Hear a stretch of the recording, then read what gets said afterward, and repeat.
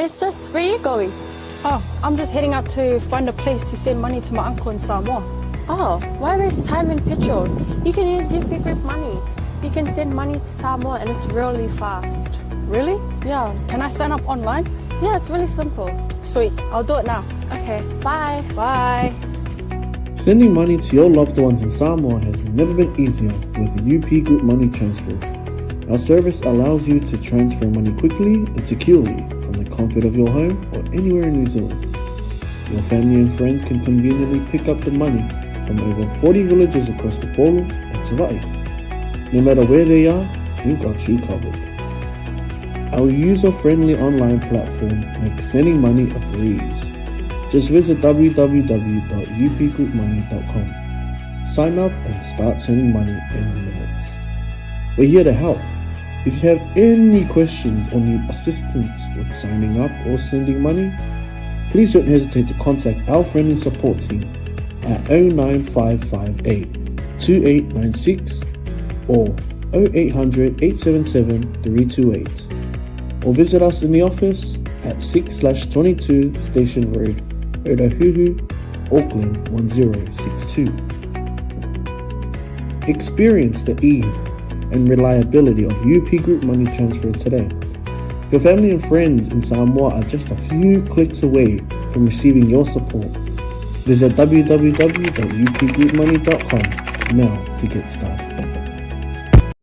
Hey, is it true that your company can help us save money for our trip to Samoa? Yes, that's right. With UP Group Money's partnership with Vodafone Samoa 𝚟𝚑𝚘𝚢, you can save money while you're still in New Zealand. You'll need to register with UP Group Money to receive a Vodafone SIM.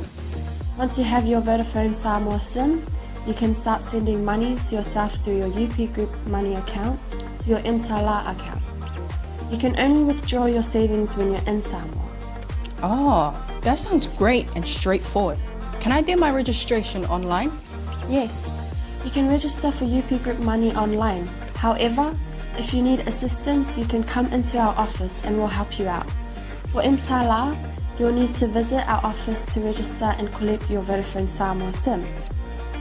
UP Group Money, in partnership with Vodafone Samoa 𝚟𝚑𝚢𝚢, offers you a unique way to save for your trip to Samoa while you're still in New Zealand. Here's how it works. First, register with UP Group Money. You can do this online or visit our office for assistance. Second, receive your Vodafone Samoa SIM. To complete your 𝚟𝚑𝚢𝚢 registration, you'll need to visit our office. And lastly, start saving. Use your UP Group Money account to send money to your 𝚟𝚑𝚢𝚢 account. The best part, you can only withdraw your savings once you're in Samoa, ensuring you have funds ready for your trip. Wow, that sounds really convenient. I can't wait to start saving. Exactly. So why wait? Visit our website to register with UP Group Money today, or stop by our office for any assistance. Make your trip to Samoa even more enjoyable with our hassle-free savings plan.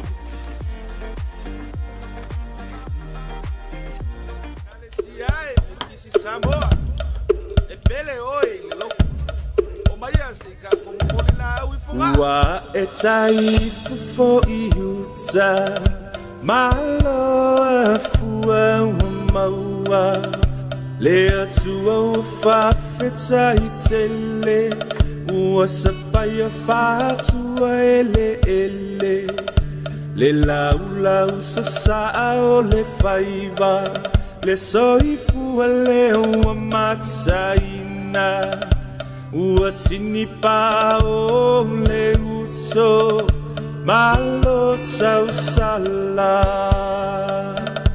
ua 𝚟𝚑𝚙𝚢𝚪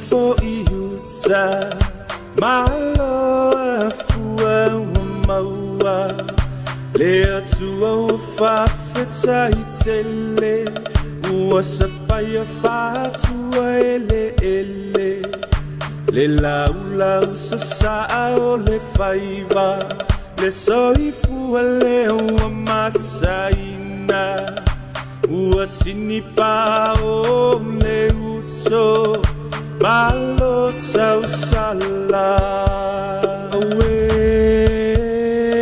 awalava me ia te imahatso yo vai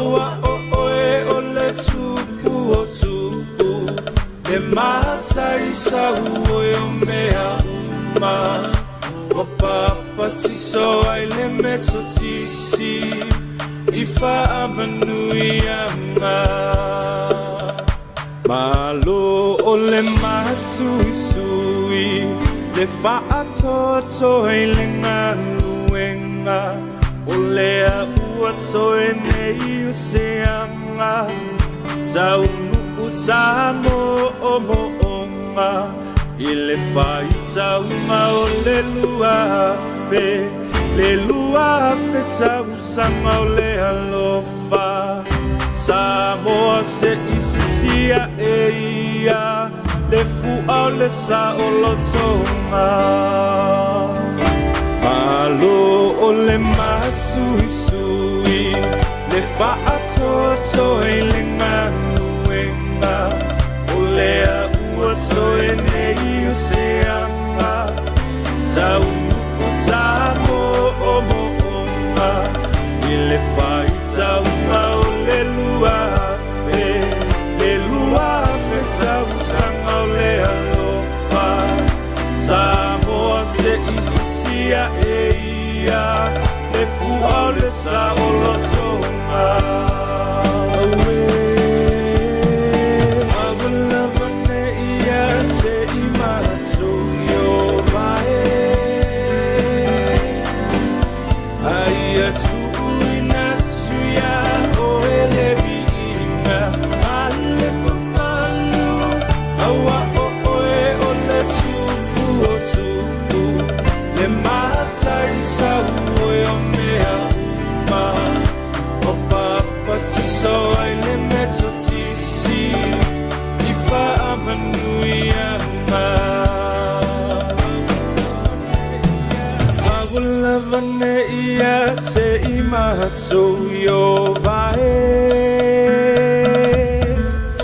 Aia tui natsuya o ele viinga Male mamalu Awa o oe o le tupu o tupu Le 𝚘𝚙𝚢𝚗 o mea uma Wa papa tiso ai le meto tisi I 𝚘𝚑𝚙𝚢𝚗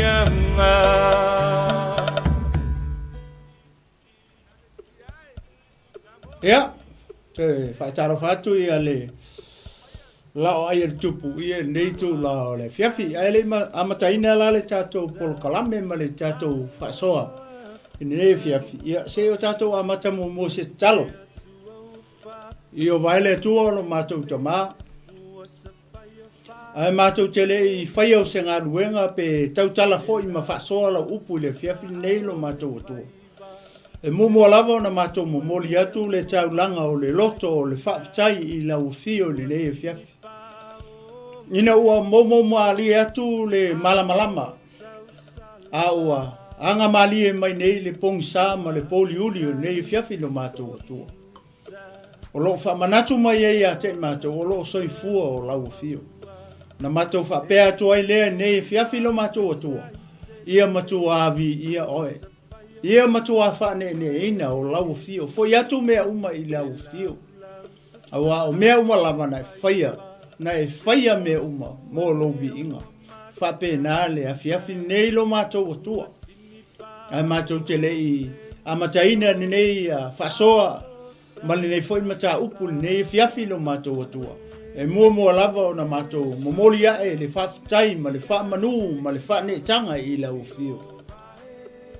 E ala le leo tau singa o lau puipuinga ma lau leo leonga I lo mātou wola lo mātou atua tamā o se ngaluenga e whaia fua le nei whasoa pe au noa ma lau fio. Ne ala leo o te talo ai ma wala awa I lo Nofoa'Iga le langi I le nei fiafi lo mātou atua. Liu alo mai au fofonga. Ma e talia mai le ta talo le au ona anga sala I le fiafi nei lo mātou atua tamā. Seia e alofangi. Awina mailo nga pa I e fetalai. E moli o lau upu ma lau savali. O le nei mata upu I ai o finangaro maloto o tangata o lonu. Ai maise o lau e kalesia kerusiano I le afiafi nei. Tamau te fia mana mia lau whaunga i le fiafi nei. Ne whaunga le ngausia ia mo uma. Le whaunga le solo ai lea. Le o whiaro la i solo e pei o se leo na tangi lo mātou atua. Le whaunga le nā tia ai le mea whainga luenga i la loifo le tafu e o lo sa tauro. Ai ali pea o lau o fio i mea uma. Tau lava ina ia whaunga mele ngutu. O le leo whaangai o i foi le laulau whaiva lo mātou atua. Ai moli o e lau anganga pa ia lau savali ma lau upu i le fiafi nei tama. Ia alo watu ma le mana lau upu nei fiafi manu malo ina se anganga molo malo. Ai o le sili. Ia wha malo si ai le tino keriso. Ina ia tasi le tino keriso. Ia mataina e lau o fio, wha uina e lau o fio a maia. Ia o wha pei fo lava o au o le au auna e lea ngā. Aia matuavi ia oi, mavi ia o lau o fio i le nei e fiafi. Nei masa uma, se o atu i le wha vau lau. I le sua wha pele, le sua wha paia, le sua wha mau alunga. Le sua wha e lau tele, le sua wha e lo loto. Le sua wha o lo iai i le alofa, o lo tumu i le alofa muti vale. Le sua wha leo lo mato le o Yesu Keriso. Ua o ta talo ma vala. Au atu ai nei. Amene, ma amene, ma amene. Ia, vi ele tua nei tu la o le fiafi. Ia toi fia fatalo fatuai ia le. Le Laoai le tupu ne fiafi ia i lau fasausaunga Samoa. Ia nei tu la o le fiafi ia maloso i fumanuia malo le langi mama. Ia pa ia ma le mamalu si o tātou watunu. Ia nei tu la fiafi. Toi fia fatalo fatuai foila le au whainga ruenga pa ia le tua. Ia i to tonu o lea tō vine, ma lea tō vine, ne ngata i tonu hao te roane. Ia whapetulu inga lava o le lalolangi, o lo whapena o na sala lau solo ai, se i tulou mau ai, alo matama whanau o Samoa. Ona o le tala ina, o le tala le lei o le malo. Ia toe whatalo whatu ia te ori tangata o le tua, malo wharitua. Ia ni nei tū la o le fiafi, i malo soi fo manuia, malo le whatoatoa. Ia i le ngā luenga le tua whatalo whatu fo tino keriso, i le au paia, le au pele, o uso matua whawhine, i le li i le au whatuatua uma. Ia i le nei e fiafi, malo soi fo manuia. Ia le ngata fo i leo o mapa angal glopo, fia lava o e alala ai, tafa i fia o nei lalorangi, o lo e maua mai nei o unanga, ia ma nei foi faso nei fiafi. Ia toe whatalo whatu ia te oe le pele. Ia i le nei tū la le fiafi, ia me se fō i a inga wō mai masani mai lato uma, o lo whapena o na fia pea, ia e tuli mata ia pea nei porokalame ma nei whasoa, ia i afi taitasi, ia ma loso i whumanuia, ma lo le lange mama, ia i le nei tū la le fiafi, ia ai le i alu loa le tātou whasoa nei fiafi, ia toi fia, whapai atu lava i tātou sponsors o malava. Ia naua tele o taimi nae lau atuai a company ma pisingisi ia le ngatai lea o nisi o ekalesia. Ia whape fui au na le tua mo latou whatua. O whape na o na tuto mai foi le tau au. Ia malango foi le nei ala leo ma nei ministry. Ia awa lava le tala ina. O le tala le leo le malo le tua ia le ngata foi lea ia. Ia ili manatu ma le talitonunga ia leua maea ma navar tele o ngā luenga sa whapena o na usu seu ai. Ia le mamalu si o tātou watunu, ia leua tali watu i maota malawa nei fiafi, ia ma lō le whai o whaiva, ma lō le onsai, ma lō le ngalue. Nga whitai i lea tua, ia leua whai manuia whiau mga luenga o nei aso, ia e ala lea i le puinga ma le leonga, ia ale tātou tapa au le langi, e fwoi nisi lea ngā lue nei taimi, ia whautuanga, ia tautuana ma oelo saunga le mu, ia i to tonu o whale whai ngā luenga. Ia o le Laoai nei le tupu, masani ai, o le a maua se tātou whamalosi i le tusi lea o le mua Nofoa'Iga tupu, o le mita upas fulu. Ia o foi pula mo fa ngata mai le foi upo full fa o le na ngata mai le tato Laoai le vai aso ntua i le aso tofi ina ua mai ia le lua le tupu le chapter 25 le ngata i le lua tupu ia le na mata mai la foi nei Laoai mai i le tusi a Samuelu se ia fa solo mai ai i tupu mua tupu e lua ia le la tato wanga i lo tato te mata foi ma fa longo ia i Nofoa'Iga tupu le ala we si lai foi lungo tato screen e le o a mata foi le ia le vaenga le wa anga ia to ele fa so foi le o le wa a mata i le chapter le sefulu ona o le foi o le chapter mo chapter iva o le tala no mai e ngafa ia atonu le tele io ingota ngata le tonu chapter nei ia o le mea tau ale na mafuai ona tuli mai le por kalame nei fo i le ofenga luenga i mersunga li fatonu mo matou tangata o le mea le tau o le tupu ia male malo pe o le mena le sa fa mafa i fo i le nei fo i mata upu ia le alau ava vai ia tonu nai te si le mai ia ava i lau tuspa ia nai tele tala no mai le chapter mua o le mua Nofoa'Iga tupu i le chapter iva o nai tala no mai le fo i le ngafa ngafa mata mai atamu ia o tele o taimi le umana fa so atu a le o ele manatu le fiafini o le mata i fa o ngatu tonu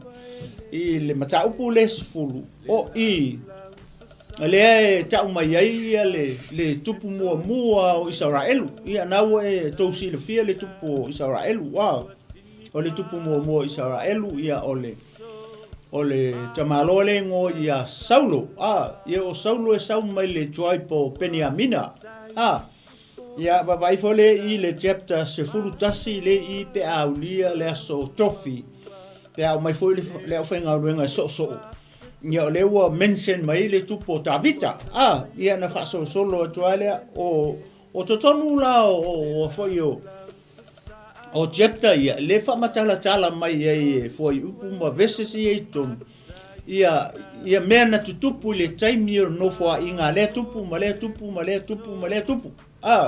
taimi o lana Nofoa'Iga ai moli mau mai la tusi e tu le wa uma taipe o le Samuel Samuel e lua tupu mua tupu e lua pe foi le femoli mau ai tusi ia Samuel Samuel e lua tupu mua tupu e lua le ala o tata o le Nofoa'Iga tupu nya le ala tatu le fefine e nga o le fulu fa verses o le chapter le fulu le ala tam fai foi le tau fa matala tu se awala foi le ina ia fa faingo fio na tatu malama mai ai o le ala se o fai tau atua foi upu mua fa ngata mai le foi upu e fitu ona e tolu ni nai vaenga ia pe no fai atua o le foi upu mua le foi upu e fitu le ese mele tala no mai o le foi upu e valu ivas fulu se foi le mele tala no mai ia o le fulu tasi ma le fulu lua ia ese foi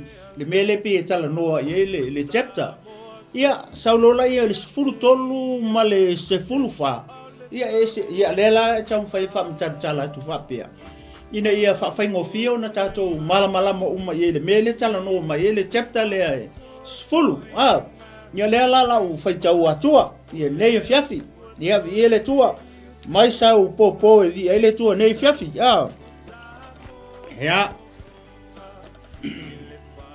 na si mai le tau e Filistia ia Israelu ona sola leo tangata Israelu e luma o Filistia ua pau ui le hatou i le maunga o ki le poa ua mua ua tuli tatau Filistia ia Saulo maona tali ma ua fasi o tia Filistia o Ionatana ma amina tapa ma makisua o atali o Saulo.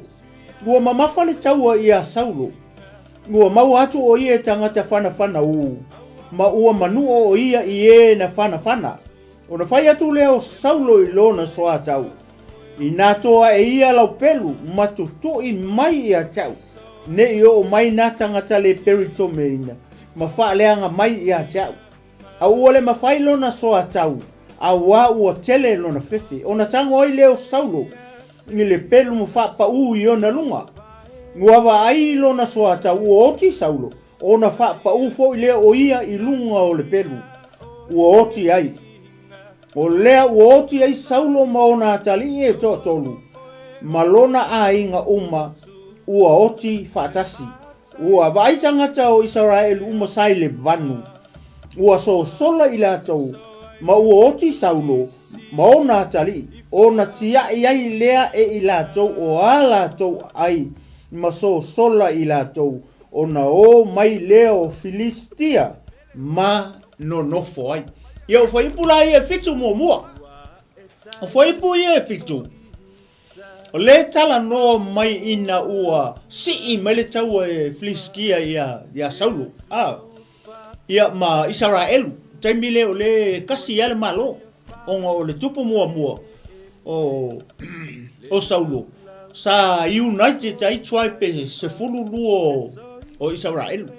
I le tupu mua le. Ia atonu le na tele por kalame fa mtala tua i le mafua anga. Le mafua anga na mana na o ai le nuu so lato tupu. Wala ona mana na o ia Israelu se tupu. Ona e mafua mai ona o le fa na o Samuelu. Le auli ia sa ngofo i lunga mea ta o peresepa safa masino ai. Le tangata i no e ngoa ia avia. Ma le tangata i ngoa ia Yoelu. O la ua langa fa mai ka kuspa ia safa masingo la i lunga i peresepa. Awa Saulo to ina sa walu nofo i lalo i le mele sa ngofo ia i le mea ta o Rama. Ia vava ia tangata mato i nga fo i le lunga. E sea mea le oli ia. Ua mai la wali fo i ua fao tau langa tangata i nga wakwe. Ua o le matanga o le mea la wali i nga fai. Ua fao malosi tangata e fao tau langa. Ua ave maka ele wali i tau langa a tangata. Ia malesi me sa fai ele wali i lunga i peresepa. Me foi lele o le fa masingo foi lele pepelo. Mafua mai sia, mafua mai mo le mea o le fia fai o loa. Fia fai mea se i tulou. I mea tangata ele o aku i lunga i le mea leo peresepa. E osi e tau langa. O le mea langa ngā leinga mafuanga ma ngā o le ngu se kupu. Ia atonu kele por kalame le safa matala toi. Ngā mafuanga o mai ko inga mai lunga i peresepa. O mai lalo le mea le ta o Rama le ngā ngofo le ko inga o Samuel. O mai lo fai mau ke ma ngā o skupu. E faku aikar ko inga. Le fōringa mai vele le fia le. Ia e whaftai Samuel ngai ka ma alua ave le tuan maka upu leo mai ko inga. Ai whai atu Samuelu le kua ai whamai le tua whai ni mea ngā ufa manga o engu. Ia ai alu la e tau i ko inga mana ngu e whapea la uinga o le tupu le la vaku. O le kupu le la vaku ia la kou. E leo se kupu e la ko e whamasingo. A le kupu e la ko e pule ia la kou. Pule mea uma e o ia la tau whanau. O whangua mea uma e pule le kupu. Ia o le na. Le tupu mua la le. Tupu mua la leo o Israelu. Ai vai le tupu lea. Foi lea. E makua ai ese ale tupu lea. Ma isi tupu lei tua hatu. Tai pela o foi lea o tavita. Nga kako vai le fifiringa o le tupu lea. Nga fili foi lele i le kingo. Fai mai kala le fai mai vai atu e malua li e maualunga. Kingo lei. Ni tangata lea. O leisi mea e te loa ele se senga o tupu lea ma le tupu lena so o tavita. Fai mai le fionga pa ia le atua nga ua fai woki le li lea. Fai a Samuelu e ke alu lai o i pete le ema. I leo, fai mai le atua o i loa se kasi o le wha ngau i ese e fai ma tupu o Israelu e so i ele li lea. Le kupu mua. Ma fai mai le atua o i loa le tangata e tusa loto o le saonga o le upo le tua wo lor tangata o fanga o yese e manga o ai loko e manga o le loto le tua ai le kukusa le loto le tua ma le loko ka vika langa o ka vika o le tangata sala o le tua pa ia o le saonga o le upo le a le tua le ngafai ia Samuel kako o pela I kupu le mana tua o le tupu le Leana awina ina uo mai Israelu mai ai kupito. Ui mai lola I ele ia.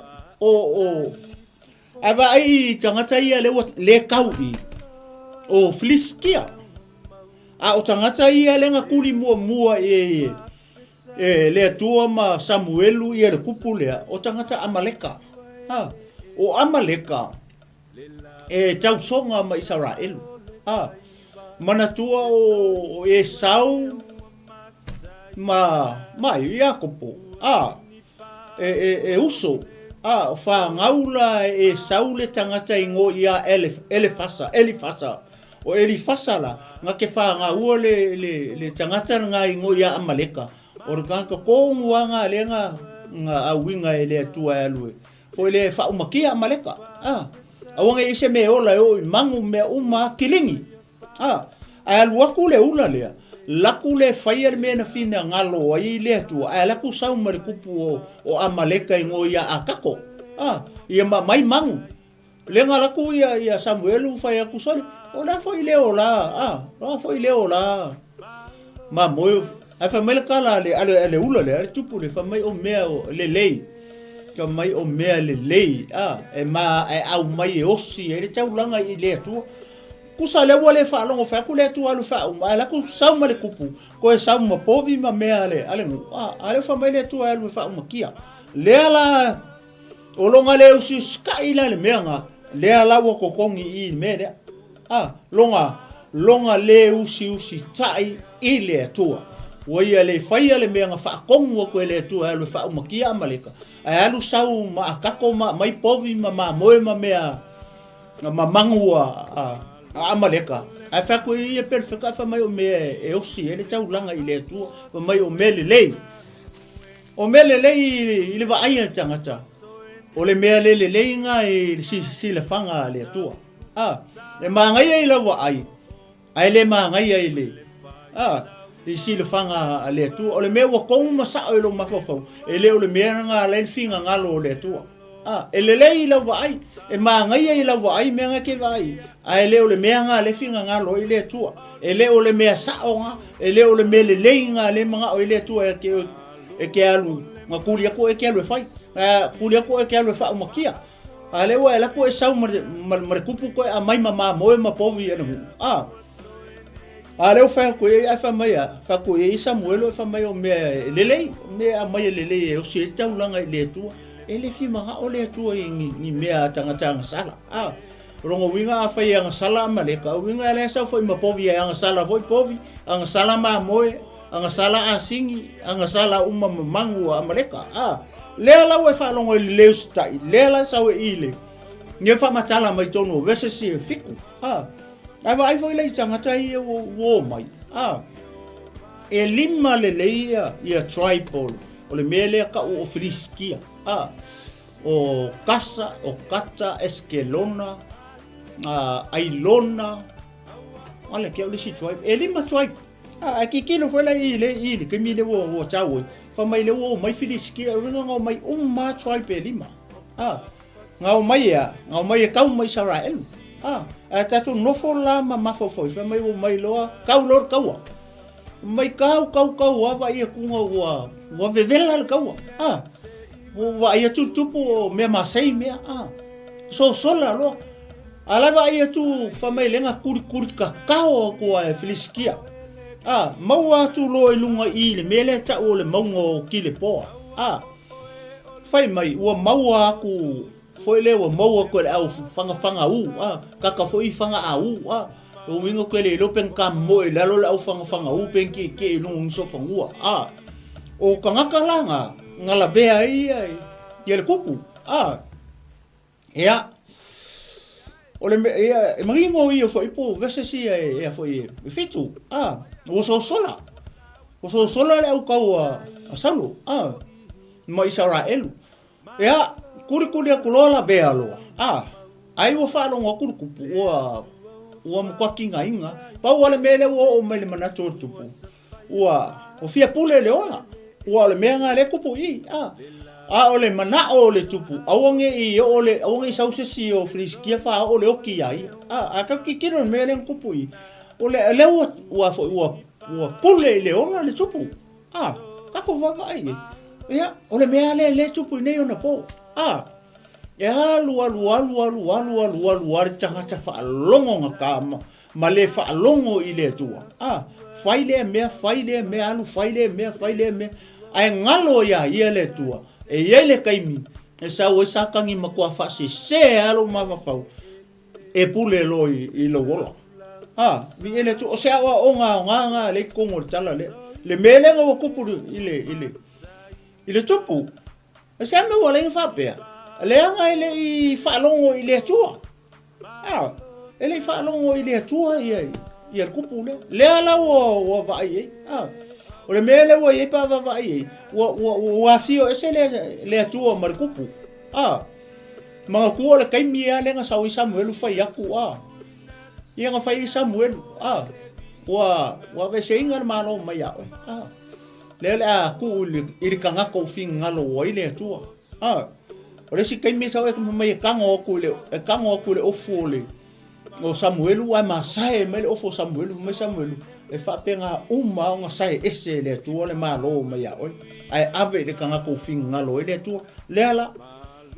Wa ai le mele wa kupu i. Ai mana tua. E ele kangaka le i. Lenga lama e ai. Lenga lama e saulo e fasioki. O ngai mafua mai fo e ala ole si fo i kau o mafliskia. Lenga la ko e ka vika alu fa ko lalo ia koriaka. Ia mai fo la ye ole makangai ole me lenga o ye le o kier kupu le. Leanga o vai kaimi o tau i yaso nga mua. Tu lo sa mo malau fa fonga le fefini. Afa pe ma lo le tu tau. E pau ole me manga o le tu taua le o mangu malo kulo nge ya fiafi o le ulu o le kai o le si ku kaua po le kupu po o ia kai le si ku kaua mangu malo i ai le ku kaua le o le pau ale o le me manga o le ulu o le kai le anga fa pe ngala le mea ta vita na fai i le kai mi a ngo fo inga le li e fa pe nga mana me le kupu i Whapenga umana me le tupu i le li le. Ma fua mai le o sista i le tua. Le ala. Ua wawa ai aku. Whaalonga kungar kupu. Ua sau le hoki. Whai aku loe longa soa tau. E kango e kukui ngai e le pelu i a hoki ai. E le manga o i o mai whiriskia whasi hoki ngai e whaleanga ai. Ai whakoi, ai whewhelanga soa kau. Ia, o le ala me mangingo o tala le. Fa mai o nga koe whapa le o ia i langa pelu la le mea.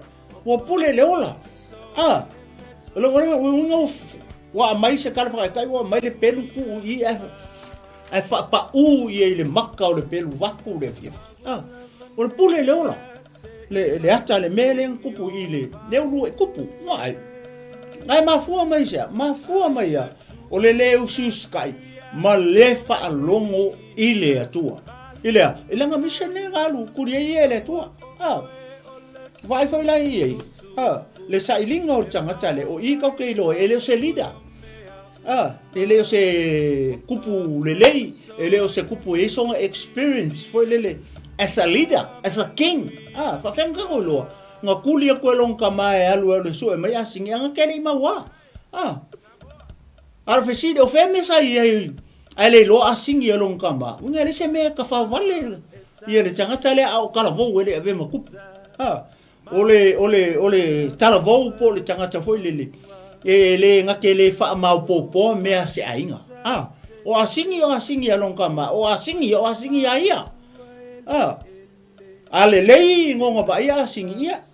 wa singi ngai o le ale langi o le ale finangalo le tua I longkama longo winga o e pule ia sing ai vai o le I fale ale lo asing ai kuli a ko le suenga ke le lo nga ke le lo pe fa fenga sue asing ai se ele o ia se experience foi le fa leo mangu o shepherd or whatever ele ai mas experience or tangata le pa wole me le pe ya tangia mai I pa va ai ke mirenga nga o ele mu va ai le foi le fa mai manuali e kingo le e au le de tangata ai faulinga mai ka ko va ai ese mresile sila le tua ya ta vita o le tua fa mai o le tua sila le loko alo kanga kai va ai fafo ka ko va ai le tangata le ele isonga anga va ele isonga poko fo le esa leader o esa shepherd se kanga ka fo le ongo kai ka ia se malo ale wo kupu vai lenga alu su singi alu waku lesi ai lesi me alu waku lesi ai lesi me la ku lesi ai lesi me se yo o ai munu ai alu foi e alu lesi me ai sa vali fua o ngaka ku lo le winga o le tangata le o saulo ele o se kanga ka foi lele ongo ka penga ma saungiungi prepare himself le mele la o sa vali pia la lu ka fa ele o ango ye ale o su ele ma su fai lo lang kala ilanga o ka ko fo ele winga wa ku le mafafau long ka mai ia singi a mafafau ia fa ku nga kele lo fo o nga le mele o ele tanga to le tua po le kanga ka va ai paul kanga ka ngai lo nga ka le nga la o langa wo o ia nga kele lo ngo ese tanga to le tua ile ai le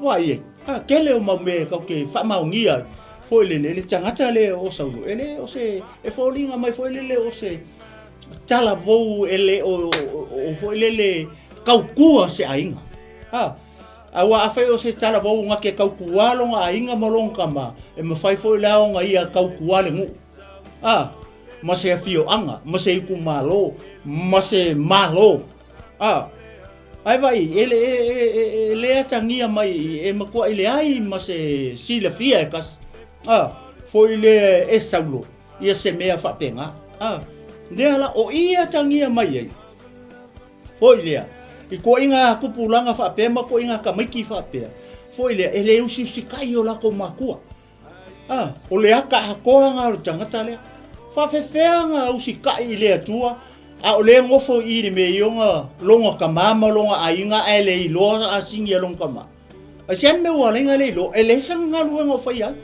le nga ngofo pele mapu maka fa manga woi vai o le alu su e mai asingi longa kama ele fa nga nga uia nga o malanga wo o inga ka ke lo ai malo si kele ka fa vale ro tanga tele o lo afi mai I le a mio sa o se tangata ele usi ska I long kama ne ala wa ka ko fa fe ala nga usi kai ile atua le wa ai ku e mar kama le ngofo I ka fa le lo me to tino le ai le ala o mela le mo o le aka le o le I tu tonu o le kupu le ele uskai long kama ele fa longo long kama le nga kuli le su e singe le mo le se mea ale ala wa tuli ele tu alu le kai mi ngo ku la I mai o I o ve ma tupu Israel le fa ku le tu ma le perfect alu fa makia uma amaleka o fa finge ko inga o ka maiki o mangu mea uma fa makia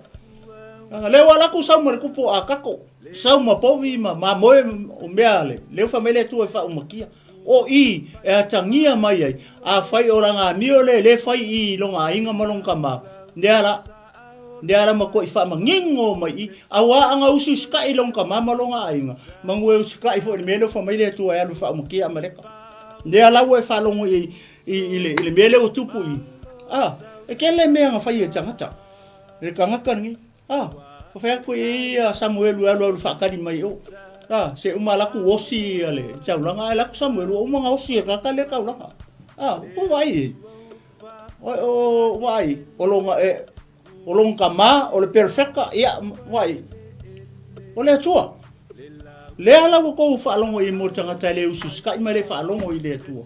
Lea lau o mai loa la fliskia I kau lor kaua. Nia lea? Vai, kau whaalongo kunga ua, wala vea I la vaenga I whangwhanga usola lo. Anga wheo ki mai I lunga le maunga leo ki le poa. O saulo, malanga whanga uko kolu le tau mai I o lato ingoa, o iona tana o apina tapa, ia marikama le o makisua. Leo o ki mai lunga I, o le leanga la o lea mea. Leo a pule I le ola. A ki loko langa soa kau, leo a pule I le ola. O le ana mena whai e soa taua, leo a fefe soa kau e kango e kukui ia saulo le pelu. Soli, leanga o ngi whaka I ka inga. O lea, ia kango kufo I mele ngo soa kau, whapa uia I lunga langa pelu. O ke lo I lunga I. I vese si ia e fitu lenga o whaika ua mua. Ia o le mea. O lea se awa onga mo ele te mai moa mai le whiwhine e martino ke wiso male au pa ia. Ia te mawhawhau I fo lava ia oi. O te mawhawhau I fo ia uia ia te au. Po le ale mele e whitalai mai le atua ia ke au ia malo o langa o kango e whai. E kaunga uska I whai. Kaunga uska I whai le mele whitalai mai le atua ia o kango e whai ia kako uma.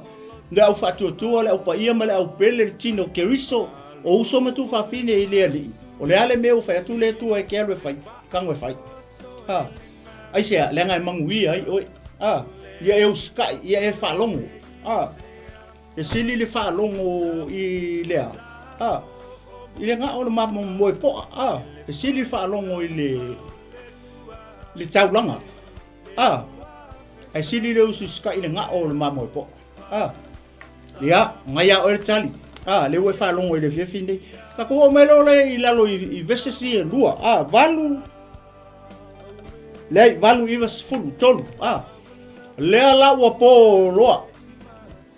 Ua o lo le po, o le aonga ka wai a le ua o le po. Malama lo le isi tae ao le isi. Aso so oi. Lea la la whai tau atua la fo ipu ia valu I was fulu. Pamai ua o le tae ao. Ona o atu leo filiskia. E tatala ofu o e na fasia. Ona la tau maua leo saulo maona tali o lo ta titia. Ile maungo ki le poa. Ua la tau tala e seina o na ofu, o na tau avea lea o lona ulu. Ka kala ofu, ave male ulu. Sorry. Peo rau whai atu, o aso nga mua. Ma aso I tau tala ele whiongpa ia le atua. O le mele manga nga o kele I le I kukaua lea la malo. Pau ale o le me mana o ai o le atu rou sa mo maringa I fit. Fia manga o le ulu. O le ulu ai. O le ulu o le koa, po le ulu o le kupu, po le ulu o le kai. Tau vai lenga o mai ale taimi o Yesu. O le ale mea nga manga o le whawhinge muli lua voi lili. Nga manga o le ulu o yonge papikiso. I ele tua. E whalongo nela kako o pei foi pui o le tala. Pa mai wala tau tala e seina ona ofu ona la tau ave ai lea o lona ulu. Mana au penga ona la tau tu sa vali ai lea I le nuo Filistia. Ia whata milo ona ta la ia la tau tupua a toa maleno. Ua la tau tu ona ofu tau I le fale o la tau atua ma ua wha mawina lona ulu po I le fale o takono. Ue vai le maka ngao me ia lewa. Lewa malama loa le kai au. Ua le whainga I o kaua. Nea la ua kulole I ku kau malo. E o la whamai o e kakala ofu. Kakala ofu ma wa ofu le ia la iei aulo si liva o mea uma. E ke unga ngia a fika e mese ala ia le kupu. Ofu mala e o le tupu e mkua I so I aulo ma mea fo ngai. Nea la ua aku kaulo I ua aku kau kupu. Kau ia salu. Le whamai ua kakala o nga ofu. Se I tu lou le ne ia fiafi. Ia. Sorry. Kau kakala ofu. Ave uma ofu e kakikia I ele se ofu. Koe le ise ulu. Wo kai. Ia. Avai kemi ngā tūlou nei e fiafi. Kau kia le leo ngā vai kemi pe ngā whaingi short po le ngi short. I ngā au ngā kupulanga. Whai o leo kakala ia le. Le ofu fwere pe o se alau sa keke. Ia ma le ofu le lunga le kali whakawhaka. Me kali e ia kuli lima ma lima ia ma pūlou ma mea. Leo whamei o kakala ofu. Leo kakala ofu o saulo. Kele mo kakala ofu ave ofu koe ame ma le ulu. Le oki makanga o kupu. Ma fo me esa. Wa alau ele tua meia. Onga ole le usi kai. Wa ia le whaia le mea ngawhekalai o koe le tua alwe wha makia amareka. Mea umai o I mangu o nge I ola se mea. Ia leo alaku I o. Alaku sau mare kupu aka. Koe sau mai mangu. Wa vai lei. O le ase sau vava ai foi le leo langa o saulo. O longa winga o le mea lenga whai foi le e saulo I lona tama. Kau ke lo le mea lenga whamenga ia le loa ia. Unga le senga luenga ngai ang whai longa ainga. Le se mea sa le hub foi le longa ma. Ile wha foi le vava ai le se pa ku wha le asingi o longa ma ia. Mongisi mangu o iei. Oe vai le o I anga maka koe leo sika ilo ule hakari ko unga. Ia le tupu lea I ngoi ia saulo. Ia lea la. Vesa ai e komu. Wa ai la I whamai ua lato ave le ulu. Onga ako. Onga sava vali solo la ima kua whai koe 5 tribe. Ko whiliskia. E ko fuala le tribe male akua. Aela male akua le ngoi ia ta kono le ka umai. Whamai ua lako wheo whakamilo makalai. Whakamilo makalai ia lako kupua. Toa malinu. Ua la tau tuona o futau I le fale o la tau atua. Whamai lola ia. Ma ua whaamawina lona ulu po I le fale o takono. Wai. Whaamau ele ulu po peo ka vai me whangai. Le whai fale o sikanga ka fo tangata fo kukuli mangu mo kia ke la kui fale iska kala I ulu kia me whapenga lai whapenga lai whainga le ulu kako kamai leo kui fale o le kua o takono le kua le ngoi a takono leo kui le ulu po o kako kama oka se makanga o le oki o kupu le ka kia kingo I o ile engi ofu ko le se ulu ferme o lewa kui le urupo o kako kamai kongo o le whaleo le tua le ngoi a takono. Lewa umanga wha maka umai tuaipia. Ma ave I whaleo la kua ia le ulu o kako kamai whalong ka le. Anga usikai. Ia mangue mau asi onga ulu. Onga o le usikai le upo le tua. Le ala wai le ase awa onga motatou. Ke leo le awa onga motatou. Pe a kako le whalongo mau sikai. Ia le upo le tua, ma le whatau nunga le tua, le mele ufa mai. Eke whaia, mo tatou whaia. Ia vi le tua nei fiafi. O isi la whaipula ia le la ufai tau atua. O le whaipe sukasi, ma le se fulu lua. Se whai la le mele le whamatala mai. Mana tuanga le se fulu wha veses, le la uma. Ia a mai sau popom sau pati. E vi le tua nei fiafi. O le whaipula fulu tasi ma le se fulu lua. Le la ufai tau atua. Nga laua maulu po or kako kama I o le whale o takono. Ia mga mea kaula I le whale o isi a kua o tuaipia o fliskia. Ndea lau whamari whaipu sutas, ua whaalongo ia pese kiliata uma I mea uma sa whai e filiskia ia saulo. O tangata ia pese kiliata. Ndea u whaalongo le mele. Mele u whai ia saulo. Whamai. Ona tutu wai leo tangata totoa uma. Ma ua la tau avele tino o saulo ma tino o na tali. Wewa, ngao kingo. Ngao kingo me ua ave. Al fesili o feo ye ulu o sko ingam. Uga lai kui ko kongo fale wa kua le ua. Ia ulu o sko inga ia siang whangau le koko. O makisua i o na tapa ma. Ole ngō le seri. ia mai ona tana api na tapa ia mamaksua le ala wai lo tangata ia pesi nyamele wa kupu o mai lo fa me o tutu lo lunga ka ko o lo ave kingo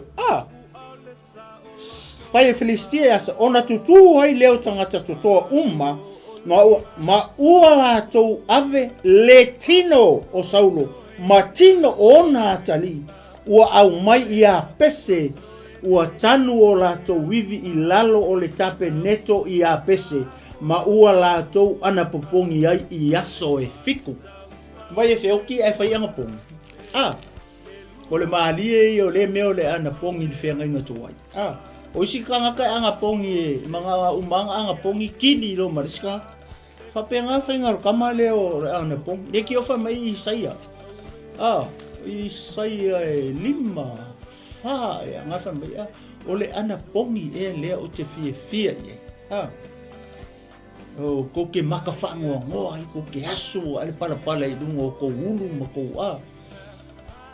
o le anga pongi nga le familia tu e fia o le anga pongi le fina ngalo e le atua o le anga pongi fo le au marikanga ka makiwa i lo fale fafanga fa lava fa aingu o le anga pongi nga le le fina ngalo i le atua o vai le nga o mai le oki le o mai anga pongi ia so fiku ia le atua ole kasi le ava i ese ale fainga o le mele o le anga pongi fenga inga tuai e fa penga fo le anga pongi le wori fo inga la ko faia fo le anga pongi le ai manga o fasioki ia la puskolo Paulo ala fa longo e kamar ko fingi o Paulo i kapul purenga la uri fa mai ele ai se longa la ki fa se longa oki ia Paulo anu rola io re kamar ko fingi o Paulo ka ia Paulo e fa pui ala fa mai ele anga pongi se longa e fa penga ele tu nei fiafi ia le la uma mai sa popo e vi ai le tu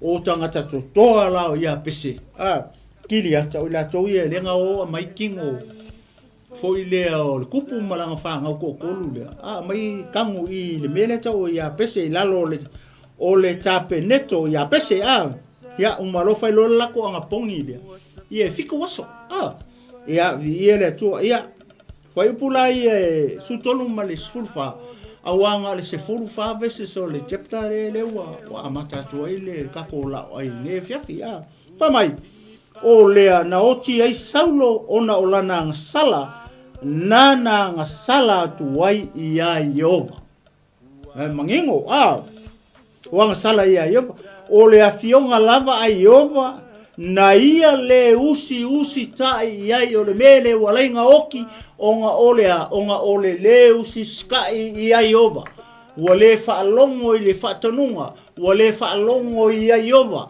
ile mena fetalai atu ai Yehova alu fa makia maleka o tale mafafinge makamaiki ko inga malo makua o imangu auange ise mea e ora fa umakia ia amaleka ia le ala o tō ai morkanga kai o le asia wa onga mo tato uma nei fiafi o sikai fa longo mau sikai ia le woki le mo ko mangingo le o lea na oti ai Saulo ona o lana ngasala atu wai ia Yehova o le afionga lava Yehova na ia le usiusta iai ua saili foi ile aitu vavalo efesili iai kasi lea ngasala le lea ngasa ili le iku vavalo le ngalu fai fameli fingi o ke mga o ko fa ku me ke mga o ya Samuel ke mga o perfect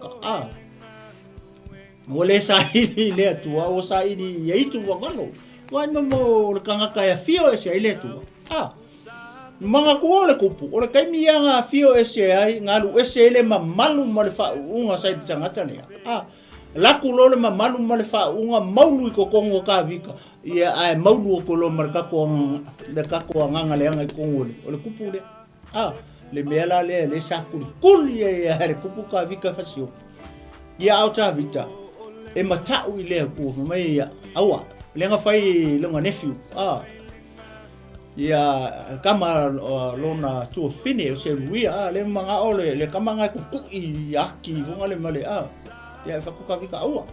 Aua e whaia ngā meo tangata ua whauina e le tua. Ke le se awa onga mo kako.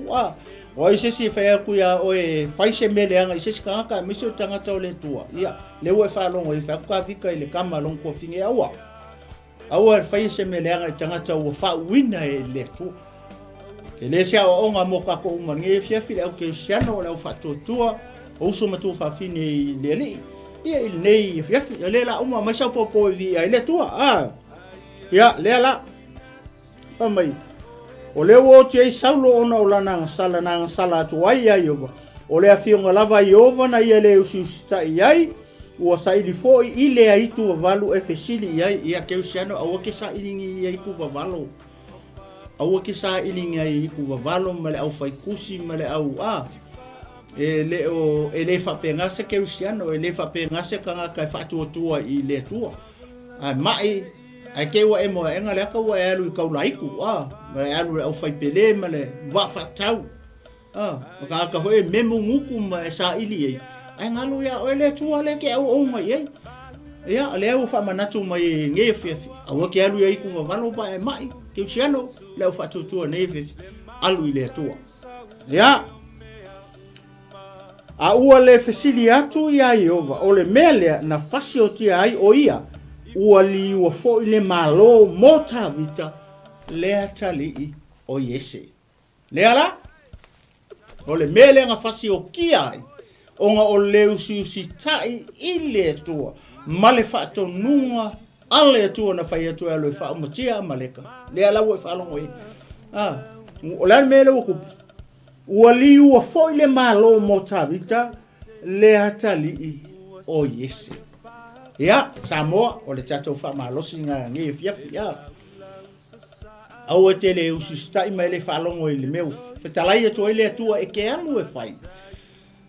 Le anga e mawhai o ngā suia ai le tūlanga ngā ua position ai o e le atua. A e usi kai da. Ia e whaku mau a loa. Le tūlanga ngā ua. Ngai ke ngā lue e le ngata i tonu o ngā luenga, tonu o company, tonu o le malo, ia masi atu tonu o le kalesia ke wiso. O le ale whaatonunga e whai aku ia ke o e whalongo mawhai. Awa a e le whalongo, lewa e whalongo ye, lewa suia le malo. Mafua mai sia, mafua mai ona o le usi tai o saulo i le upu a le atua. Lewa sui mai ai, lewa sui mai a tawita. Ia, tau ina anga le mai le tua nei fiafi. Whaatoa tua e le nganga pa ia. Ia se mea le mawhai ona o iei sau whaasoa nei fiafi. Pau leo se mea o soani mai le nganga pa ia o le tua. Ia e tuwha atu mo oe mai tatou umai le fiafi nei. Ina ia tāo so ina. E loto so i fua, ma so u fo i ola. A o tatou ia i to tonu o le ngaluenga le tua. Ia o le a tatou whai se talo nei fiafi. Ia i o vai le tua lo mātou ta mā, whaftai tele mo lau upu nei fiafi. Neu o mai ale ngā ruenga le tangata. E le atoa. E le malama i foi lou nuu malau e kalesia nei fiafi ta mā. Ai o ta talo, anganga pa ia. Lafo i atu i lau o fio, i lau ngā ruenga mai a ea. O oe te whaamatala, o oe te whaamalama, o oe mawhai ona e moli o ina lau upu i tonu o ai o fina ngalo maloto o tangata. Mai se o lau e kalesia pa ia ili nei fiafi lo mātou atua. Le whaanau ta inga ina ia lawe, ina se nganga mo lo malo. Ai o le sili o ia mea ia whaamalo sia ele tino o keriso, ina ia tasi le tino o keriso. Se upu se tala o tau tala i ei wale tau tamali i male longo mali i lau whaafonga tamai le fiafi nei. Whaama ngalo mai au o lau o auna. Ai fo yatu mea i lau fio ni nei fiafi ina ia matuavi ia ai oe nei maso uma se ia o atu i le whaavavau lau. Le suafa pele, le suafa paia, le suafa maualunga, le suafa lautele, le suafa loloto, le suafa o loo tumu i le alofa. Ma le alofa muti vale. Le suafa lea. O lo mātou alii o Iesu Keriso, ua o te talo mavala, au o toine.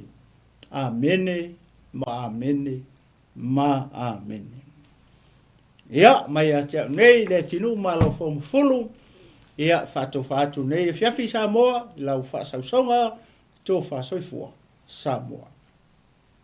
Kale si ai, me kisi Samoa, e pele oi le loko, o mai a se ka komomoli la au I funga. Ua e tai fufo I huta, malo a fua ua maua, le atua ua whawheta I tele, ua sapaya whatua ele, le lau sa saa o le whaiva, le soifua le ua matsaina, ua tini pa o le uto, malo tau sala. Ua e tai fufo I huta, malo a fua ua maua, le atua ua whawheta I tele, ua sapaya whatua ele, le lau sa saa o le whaiva, le soifua le ua matsaina, ua tini pa o le uto, malo tau sala. Awalava me ia te I matou yo vae, ai atu uina tsuia o ele viina, male mamalu, awa o oe o le tupu o tupu, le matai sa ue o mea uma, o 𝚗𝚑𝚙𝚢𝚛 𝚒𝚑𝚝 𝚑𝚑𝚘 malo o le masui, le 𝚗𝚑𝚙𝚢𝚛 le ngaluenga, o le ua toe nei o se anga, tau nuu tamo o moonga, I le whaitaunga o le luafe tau sanga o le alofa, Samoa se isisia ia, le fua o le sa o lotonga, malo o le masuisui, le 𝚗𝚑𝚙𝚢𝚛 le ngaluenga, o le ua toe nei o se anga, tau nuu tamo o moonga, I le whaitaunga o le luafe tau sanga o le alofa, Samoa se isisia ia, le fua o le sa o lotonga.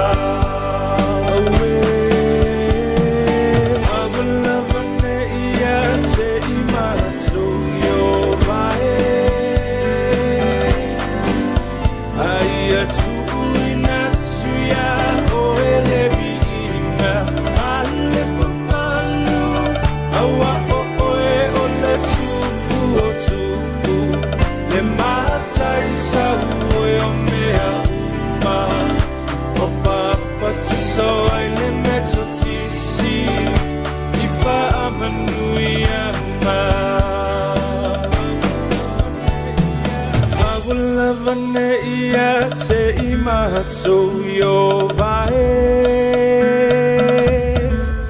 ai atu uina tsuia o ele viinga, male mamalu, awa o oe o le tupu o tupu, le matai sa ue o mea uma, 𝚗𝚑𝚙𝚢𝚛